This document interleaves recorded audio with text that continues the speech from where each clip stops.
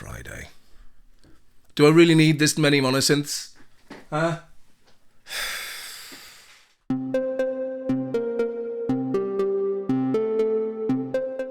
Hello and Happy New Year, everyone. I have here a package from Thomann, and it is a Behringer Pro 1 that I picked up in the Black Friday sales. So let's get this thing unboxed and take a look at it. Okay, let's get the Thomann box out the way first. Oh, got it upside down there, hang on a sec. On top of this box is the UK power adapter. For some reason, these things don't often ship with them, so I'm very, very happy to have one this time. We'll get the Thomann box out of the way, just chuck that behind me and bring the Behringer box down. I don't know if I've mentioned before that I actually really rather like these Behringer boxes. Just really simple, plain design, you know it's Behringer, you know what's in it. Nice, simple. Don't know why, just like it. So, of course, get into this. On the left-hand side is the power supply. This is what I'll be pairing up with that UK power adapter when I get this thing all hooked up later on. We'll just put that to one side. And on top of this, we've also got the Destructions and the all-important Behringer sticker. I'll have to find somewhere to shove that in a second. So, we'll lift the unit out of the box. And once again, try and get rid of the box. Just ignore the chaos that's going on behind me as I throw the boxes across the room and take the foam end caps off the end of the synthesizer itself, just in time to wrestle with the plastic bag that this comes in like I always do. But first, on the back of this, there is a couple of 3.5mm patch cables for using with the patch bay on the synth, and also a Eurorack power supply cable, a ribbon cable, because of course you have the ability to take this synth out of its chassis and mount it into a Eurorack synthesizer case if that's the kind of thing you want to do. Now, this is a slightly different bag from the last one that I messed with. Last time it was because it was tough plastic that I struggled. Now it's because it's quite securely sellotaped. So I do believe I am going to have to do a little jump cut here whilst I go and get a pair of scissors. Okay, scissors have been procured. So let's do our best to continue to get into this package. It's really tantalizing. I'm gonna end up I'm trying to open this from the proper end, and I just think I'm gonna end up ripping the bag like I always do. Just go on, get into it, get into it, get into it. There we go. Just rip it, knocking the camera in the process because, you know, I'm such a pro. So now we've got the unit out of the bag as well as its little packet of silica gel, and you can see it in all its glory. These things are always really nicely constructed, solid metal, nice solid knobs, switches, all that sort of stuff. But let's just get it plugged in so we can play around with it. Okay, so here is the Pro 1. Just a heads up for those of you who would be new to the Pro 1, don't fall into the same pitfall that I did in that plugging it in and immediately thinking, oh no, it doesn't work. Like the Wasp, if you remember my Wasp video, you can turn the waveforms off on the oscillators. So just make sure that when you're trying to play notes and you're not hearing anything, that you've actually got a waveform selected. So the other thing I want to mention very quickly as well is I've had a couple of people asking how exactly the MIDI setup works here. On some of my other videos. So this is my MIDI master keyboard that goes straight into Logic via standard MIDI interface, and I've got Logic then sending MIDI out to the Pro 1 or whichever synthesizer I happen to have here via USB.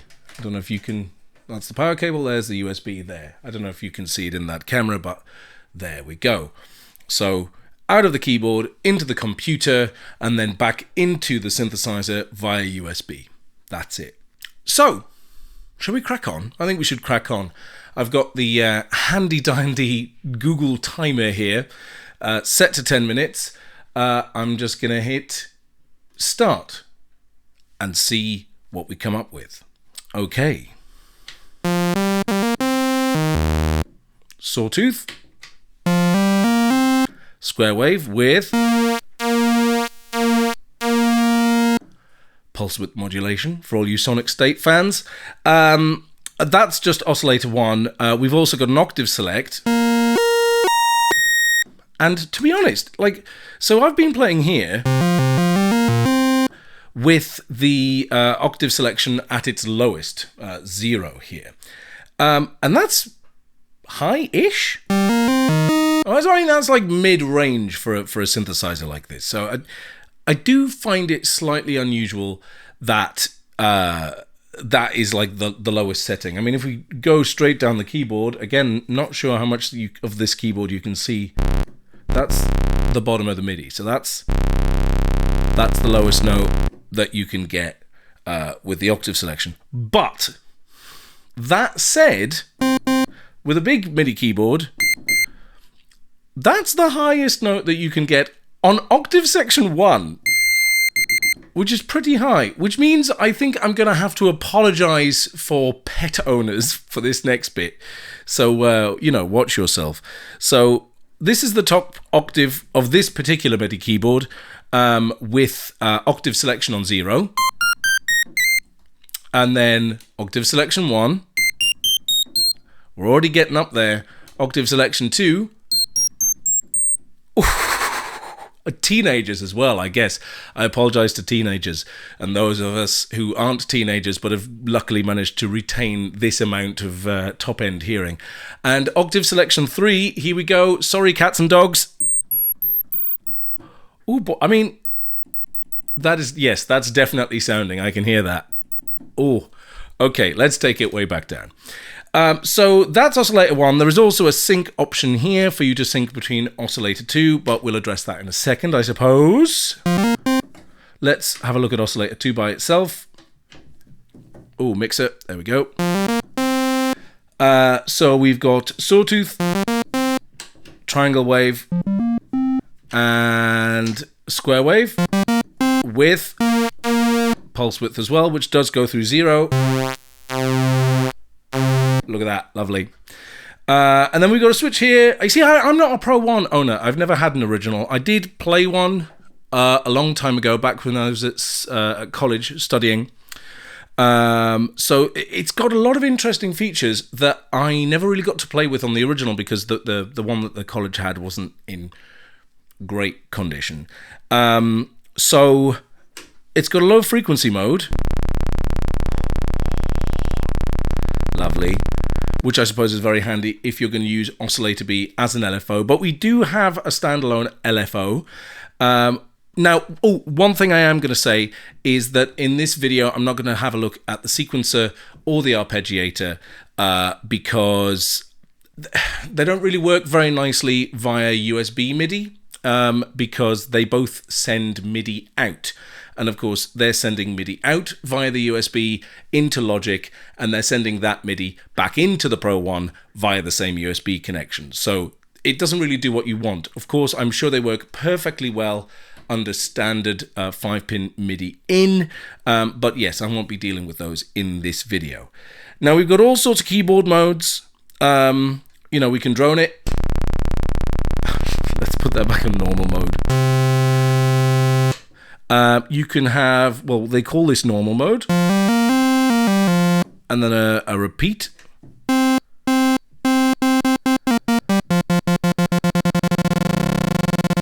Based on the rate of the LFO. We've got normal mode here. So that's setting your key priority, or there's a retrigger, which will retrigger on every press. And then we've got Mono and Pony. Lovely. Mono and Poly, which I'm assuming are standard monophonic mode and duophonic.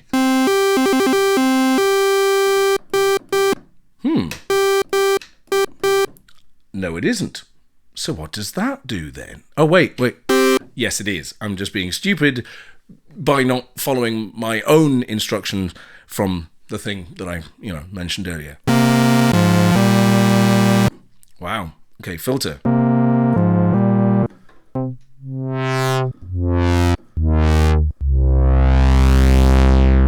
Very nice filter. Let's go bottom end. Oh, How many times am I going to have to apologize to pet owners in this video?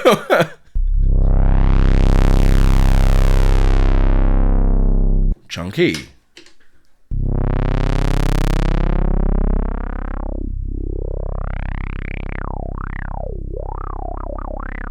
Oh, that's nice. I like that. Yeah. Standard envelopes, ADSRs on both filter and amplifier. Let's just play. Oh, yeah, I haven't really talked about the modulation matrix because I haven't really figured it out yet. I've got to be honest. So, all right, let's try and do something simple. Let's use just oscillator 2 because it's got the nice triangle wave.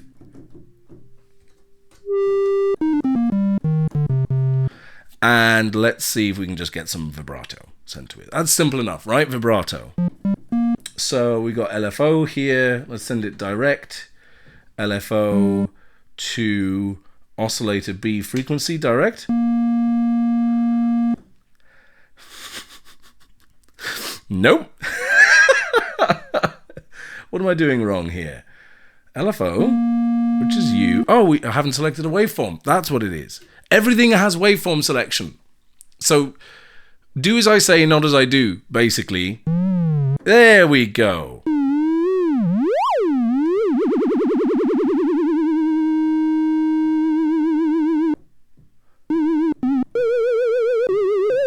Let's get some glide on there. And soften the attack.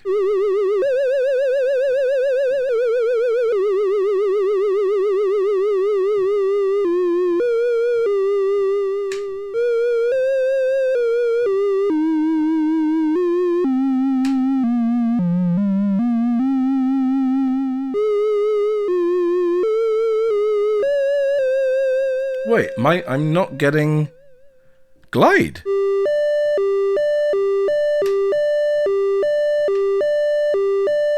Why am I not getting glide? Oh, because I'm in poly mode. Of course, I'm a moron. I didn't sort my own switches out.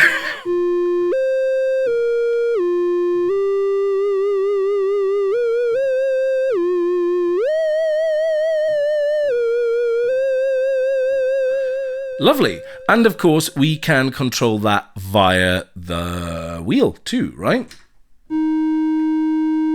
I realize, of course, you can't see the wheel in either of these cameras, but just trust me, I've got modern pitch wheel down the bottom of this this MIDI keyboard. So, set that to wheel and set that to wheel. Yeah!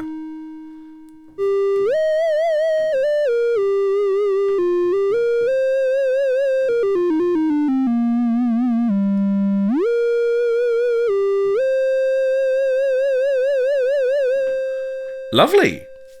Okay, so that's, you know, it's fairly self-explanatory.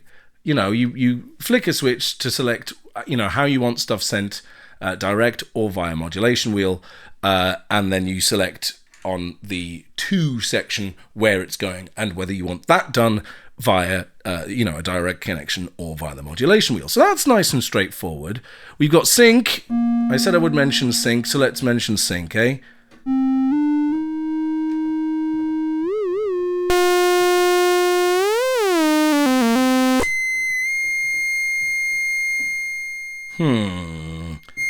I'm always crap with sync. I've got to, you know.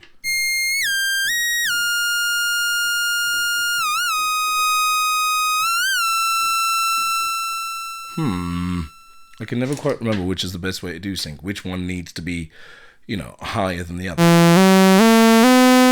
It's also quite loud. I'll bring the cutoff down.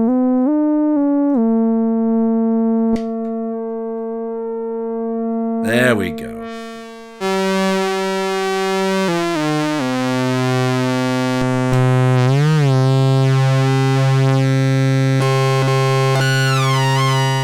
There it is.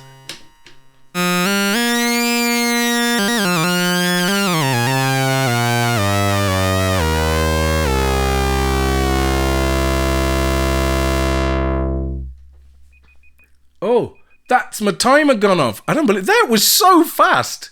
Let me just stop that a second. Okay, thank you, Google.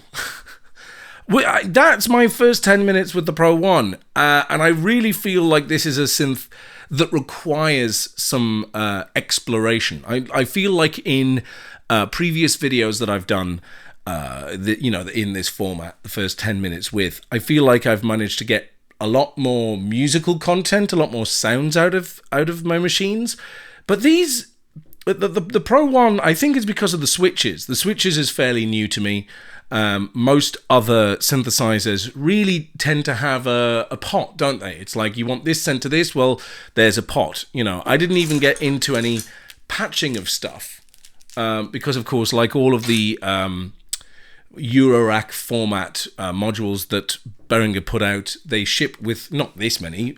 Some of these are from my Neutron, but they ship with some patch cables so that you can interpatch things. And normally you would have sort of a matrix that's just kind of knobs, or you wouldn't have a matrix, I guess. It would just be, there'd be a knob on the destination to select how much of that thing you want to affect that thing. So sending things around with switches is really new to me.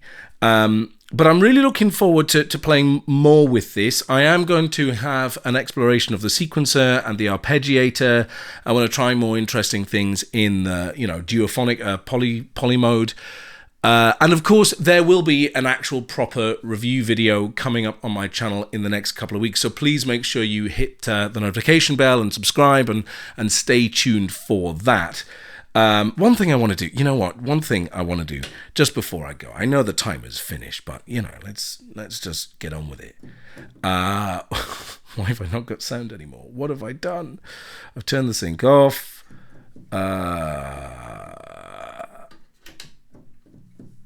What am I doing? What have I done wrong? Oh, I turned the cold. You know what? Wow. I do actually know what I'm doing with synthesizers. I feel like I have the need to point that out now. I do, this is what I do.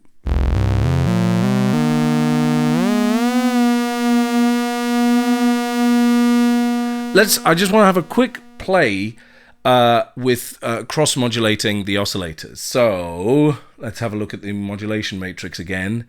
What have we got? We've got oscillator B, which I want to go to the frequency of oscillator A, direct. Ooh,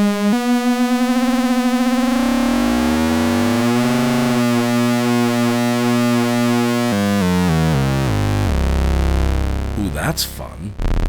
Ooh.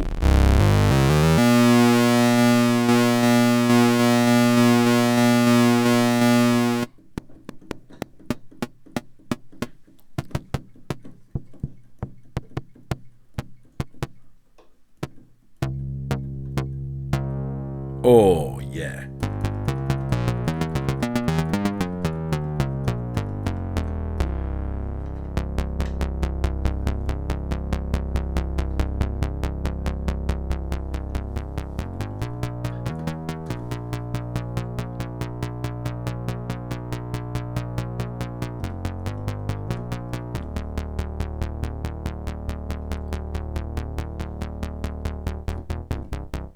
Okay, you know what? I need to finish. I'm going to fall down a rabbit hole of doing that, and this video's already gone on long enough. So thanks very much for watching. Stay tuned for a proper review video coming in the next few weeks. If you've got any questions about this synthesizer, maybe look for someone else, because clearly I haven't figured it out yet. But hopefully by the time I make the next video, I will have done. I am going to be pairing this with my Neutron. I actually have picked up a 3-tier rack to start racking these things up, and I think, interpatching them is going to be lovely. But yes, as always, leave me a like, leave me a comment, subscribe to the channel, hit the notification bell, all of that lovely stuff, and hopefully I'll see you in the next few weeks. Thanks for watching.